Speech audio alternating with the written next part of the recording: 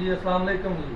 मैं मोहम्मद असल महबूब सफर की वैरायटी भाई ने लाई थी 504 और इन्हों की माशाल्लाह औसत पैदावार आई जिन्होंने असी लॉन्ग ग्रीन कहने बरीक सुपरी भी कहने हाईब्रिड और वो पैदावार आई 80 मन ठीक हो गया। भाई ने भाई जोहर अहमद दसो भाई 80 मन एवरेज आई बहुत बड़ा बेहतरीन भी है जी माशाल्लाह अल्हम्दुलिल्लाह 2300 रुपया रेट लगे आरफ वाली मंडी के 6 अगस्त ਨੂੰ ਅਸੀਂ ਆਣ ਦੇ ਵੇਚਿਆ ਹੈ ਇਹਨਾਂ ਨੇ ਇੱਥੇ ਸੇਲ ਕੀਤਾ।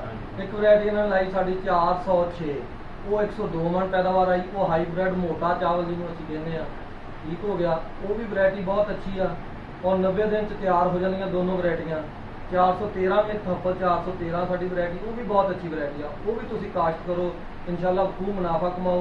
रेट तो थले उत्ते होंदे रहिंदे बहरहाल इंशाल्लाह रेट अच्छा होवे तो पैदावार खूब होगी। पैदावार भी बहुत खूब है मुनाफा खूब होएगा